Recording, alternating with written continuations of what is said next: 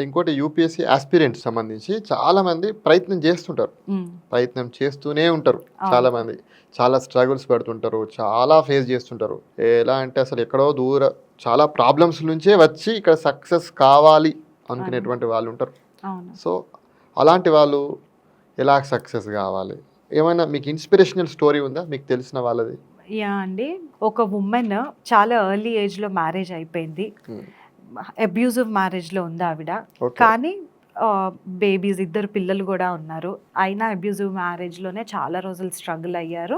Finally okay, నా life ఇది కాదు, ఇలా కాదు, నేను అది దాంట్లోంచి బయటకి రావాలి అని తనకి తను డిసైడ్ చేసుకొని ఆ మ్యారేజ్లోంచి బయటకు వచ్చి ఇప్పుడు నాకంటూ నేను ఒక సొసైటీలో ఒక ఐడెంటిటీ తెచ్చుకోవాలి, రెస్పెక్ట్ తెచ్చుకోవాలి అన్న పట్టుదలతో ఆ కిడ్స్ 2 వాళ్ళ పేరెంట్స్కి బాధ్యత ఇచ్చి ఈవిడ చదువుకొని కిడ్స్ని చూసుకుంటా చదువుకొని she has become an IAS officer.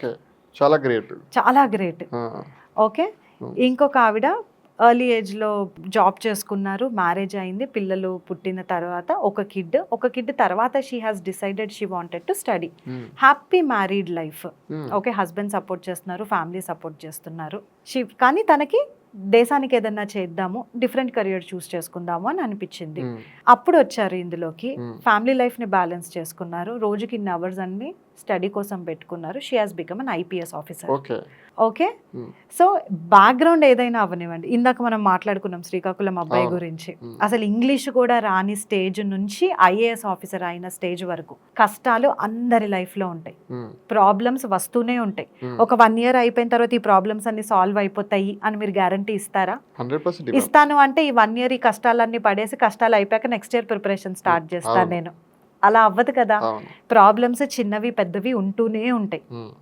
అవన్నీ పక్కన పెట్టి నా గోల్ ఏంటి, ఫైనల్గా నాకేం కావాలి, నేను ఎప్పటికీ ఇలానే ఉండిపోదాం అనుకుంటున్నానా, లేకపోతే కష్టపడి నా తలరాతను నేను మార్చుకోవాలనుకుంటున్నానా, నేను నా గోల్ వైపు ఎంత డెడికేటెడ్గా ఉంటే ఈ ప్రాబ్లమ్స్ అన్నిటినీ దాటుకొని బయటకు వెళ్ళడానికి నాకు అన్ని రీజన్స్ దొరుకుతాయి. నేను ఎంత డిస్ట్రాక్టెడ్గా ఉంటే ఈ ప్రాబ్లమ్స్ నన్ను అంత వెనక్కి లాగుతూ ఉంటాయి, అంతే.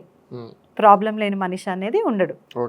ఈ ప్రాబ్లమ్స్ని పక్కన పెట్టి తక్కువ ఎనర్జీ ఇచ్చి దీనికంటే ఇంపార్టెంట్ గోల్ మీద ఎలా ఫోకస్ చేయాలి అన్నది నేర్చుకుంటే యావరేజ్ స్టూడెంట్ లేదు, పువర్ స్టూడెంట్ లేదు, కోచింగ్ ఉన్న స్టూడెంట్ లేదు, మెంటర్షిప్ లేని స్టూడెంట్ లేదు, ఎవరైనా ఖచ్చితంగా యూపీఎస్సీ సాధించగలుగుతారు. ఎవరైనా కావచ్చు, ఎవరైనా అవ్వచ్చు. ఏజ్ లిమిట్స్ అన్ని కూడా క్రైటీరియా ఉంటే ఎవరైనా అవ్వచ్చు.